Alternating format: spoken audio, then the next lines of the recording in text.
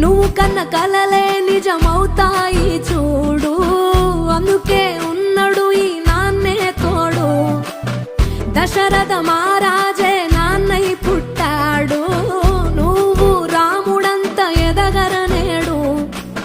చరితలు ఎన్నడు చూడని మమతల గూడే వీధిరో, సంపద అంటే ఏదో కాదురో, ఇంతకు మించి